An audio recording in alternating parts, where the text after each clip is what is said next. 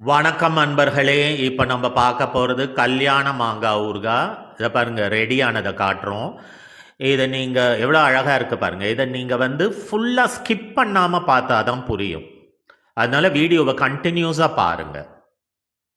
இப்போது மாங்காவை பொடி பொடி பொடியாக நறுக்கிறாங்க பாருங்கள். எவ்வளோ அழகாக ஈவனாக நறுக்கணும். எவ்வளோக்கு எவ்வளோ பொடி பொடியாக நறுக்கிறோமோ அவ்வளோக்கு அவ்வளோ கல்யாண மாங்காய் ஊறுகாய் டேஸ்ட்டாக இருக்கும். கொஞ்சம் கஷ்டம்தான் நறுக்கிறது, ஆனால் பேஷியன்ஸ் வேணும், அதாவது பொறுமை. தோலோடு நறுக்கிறோம் இல்லையா, அதனால் பொறுமையாக நறுக்கணும், பொடி பொடியாக நறுக்கணும். அப்போ தான் உங்களுக்கு டேஸ்ட் கிடைக்கும் நல்லா. இந்த பாருங்கள் எவ்வளோ பொடி பொடியாக அழகாக பொறுமையாக நறுக்கிறாங்க. அது மாதிரி நறுக்கணும். இன்னுமே கொஞ்சம் பொடியாக நறுக்கினா இன்னுமே நல்ல டேஸ்ட்டு. அழகாக நறுக்கினதை ஒரு கிண்ணத்தில் ட்ரான்ஸ்ஃபர் பண்ணிட்டாங்க. அழகாக பாருங்கள் எவ்வளோ பொடி பொடியாக இருக்குது, டேஸ்ட்டாக இருக்கும். அப்போ தான் அது மேலே உப்பு ஒரு ஸ்பூன் போடுறாங்க, இன்னொரு ஸ்பூனும் உப்பு போடுறாங்க.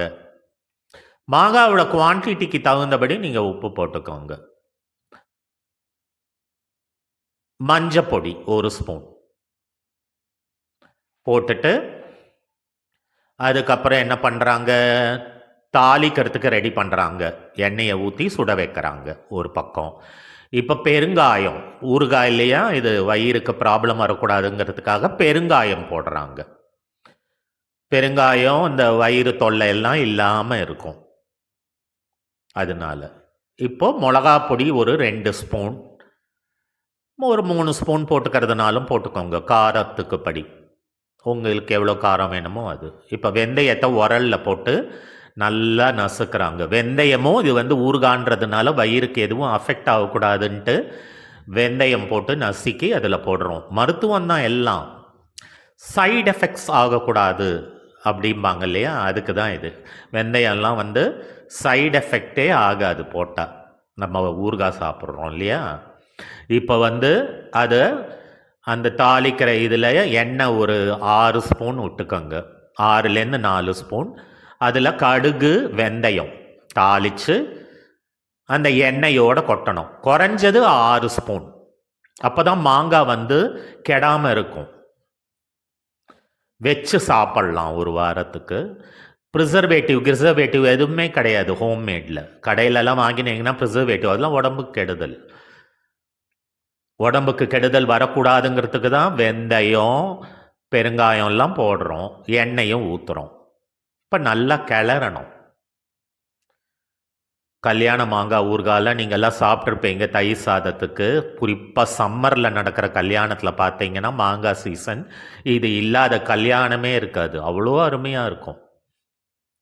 ஞாபகம் வச்சுக்கோங்க, 6 ஸ்பூன் எண்ணெய் விடணும், தேவை தான் இதுக்கு. அப்போ தான் இன்னும் கொஞ்சம் கெடாமல் இருக்கும் உங்களுக்கு. நம்ம ப்ரிசர்வேட்டிவ்க்கு பதில் இதை ஆட் பண்ணுறோம். ஹோம்மேடு ஒன்றும் ஆகாது. கொஞ்சமாக தொட்டுக்கணும். இப்போ ரொம்ப ஒத்துக்காதவங்க மோர் சாதத்துக்கு 1 ஸ்பூன் போட்டுக்கோங்க. நல்லாவே ஒத்துக்கணுன்னா நிறைய போட்டுக்கலாம். இப்போது கடாயில் திருப்பியும் அவங்க ஒரு 2 ஸ்பூன் எண்ணெய் பத்தலைன்னு ஊற்றிருக்காங்க. முதல்ல ஒரு 5 ஸ்பூன் ஊற்றினாங்க. இப்போது ஒரு 7 ஸ்பூன் 8 ஸ்பூன் வரைக்கும் தாராளமாக ஊற்றலாம். ஊற்றி கலரணும். டேஸ்ட்டு எக்கச்சக்கமாக இருக்குங்க, தேவாமிரதமாக இருக்கும் டேஸ்ட்டு. அதுவும் சுடு சாதத்தில் போட்டு கலந்து சாப்பிட்டீங்கன்னா அவ்வளோ டேஸ்ட்டாக இருக்கும். முதல் நாளை விட 2வது நாள் 3வது நாள்லாம் அந்த எண்ணெய் ஊறி இருக்கும் பாருங்கள், டேஸ்ட்டு அப்படி தூக்கும்,